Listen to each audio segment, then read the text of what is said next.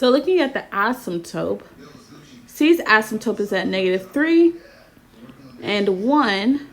E's asymptote, vertical asymptote that is at -2 and 3. So when you look at the comparisons to your graph in Desmos, the only one that matches is graph E.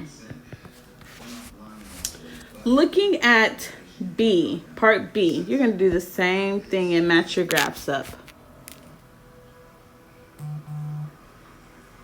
The options that they look similar to is A and B. A's vertical asymptote is -3 and 1. B's vertical asymptote is -2 and 3. The graph that it is closest to is graph A.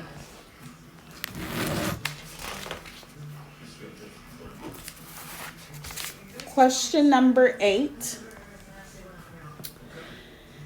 This asks us for polynomial inequalities. So we're going to take each one of these, and I am going to start a new sheet so we can see it better and we're not cramming everything in on number 8. Number 8 has x minus 7, 4 minus x plus 1 is greater than or equal to 0. They want us to find our zeros. Remember, zeros mean to set each one of these to equal 0. Feel free to pause the video to find out what your zeros are. Assuming that you have paused the video, you should have gotten this as your answer. Now, when looking at this polynomial, if I put this in order, what I mean by order is order of zeros on a graph. So obviously -1 would come first, crossing at -1. It would then cross at 4 and then lastly cross at 7. So if I'm reading my graph from left to right, it's going to go -infinity to -1. It's going to pause, pick up at -1 to 4. Pause, pick up at 4 to 7. Pause, pick up at 7 to infinity.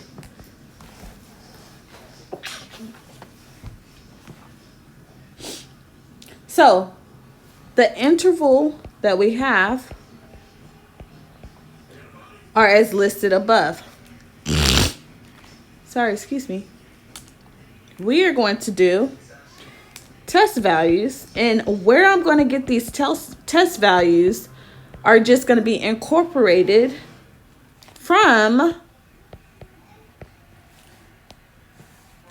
the zeros. So here we go. This is what I mean. From -infinity to -1. -infinity to -1. What could be a test value? You're probably thinking of numerous of different negatives. I'm going to use -5. What I'm going to do with that is, this is what we have. We have x minus 7, 4 minus x, and x plus 1. I got that from the beginning of my problem. Everywhere I see an x, I'm going to substitute that for -5 in this case. So -5 minus 7, 4 minus -5, so 4 plus 5. And -5, ooh, I'm squeezing it out in there, plus 1. All right, -5 minus 7 is -12. 4 plus 5 is 9. -5 plus 1 is -4. If I simplify that even more, you should have gotten 432. Now, is 432 greater than 0? Yes, it is. So this is an interval that we can use. Let's try -1 and 4. Think of a number that's between -1 and 4. I'm thinking of 0. Everywhere I see an X, I'm gonna put 0. 0 minus 7 times 4 minus 0 times 0 plus 1. Here we go. We're about to solve it. 0 minus 7 is negative 7. 4 minus 0 is 4. 0 plus 1 is 1. When you multiply that out, you should have gotten negative 28. Is negative 28 greater than or equal to 0? It is not. So this interval would not work. Moving on to 4 and 7. So we did this one, this one. We're moving on to 4 and 7. What number is between 4 and 7? You're probably thinking 5, 6. I'm going to use 5. Okay, so let's break this off so we can see what's going on. This is going with this one with this one. We're running out of a little space. All right, so for 5, here we go. 5 minus 7, 4 minus 5, 5 plus 1. 5 minus 7 is negative 2. 4 minus 5 is negative 1. 5 plus 1 is 6. When you multiply that all together, you should have gotten 12. Is 12 greater than or equal to 0? Yes, it is. And lastly, 7 to infinity. You're thinking of a number that is between 7 and infinity. I don't know. I chose 8. So here we go. And I'm going to write it down here because we're running out of space.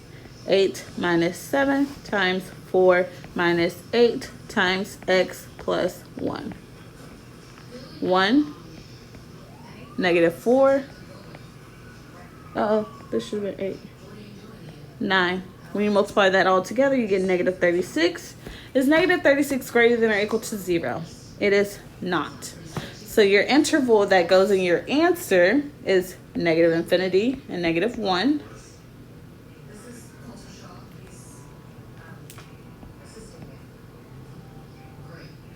And 4 and 7. Okay.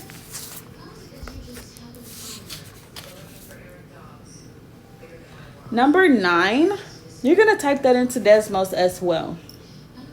Before you type it in Desmos, I need this in quadratic form. So ax squared plus bx plus c. Right now, that c is on the right side. I need it on the left side. How are you going to get it there? You probably thought to add it over, and you were absolutely correct.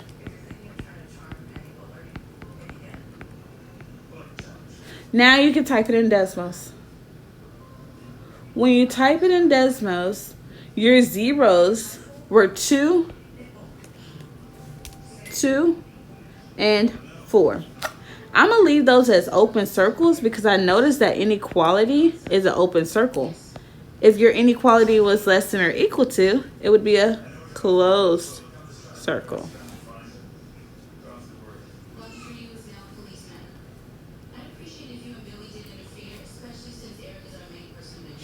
Lastly, number 10.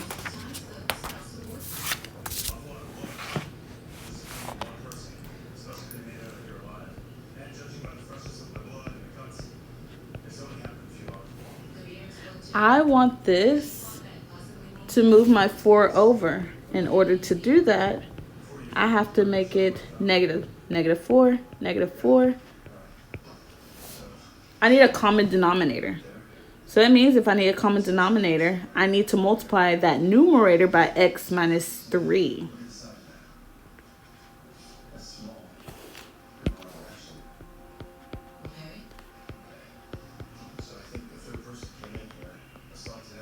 Okay, that gets me 8 minus 4x plus 12 all over x minus 3. You're going to combine your like terms. Negative 4x plus 4 over x minus 3. Just kidding. That should have been 20. My apologies, y'all. Because 8 plus 12 is 20. I subtracted. All right. If I set my numerator to equal 0,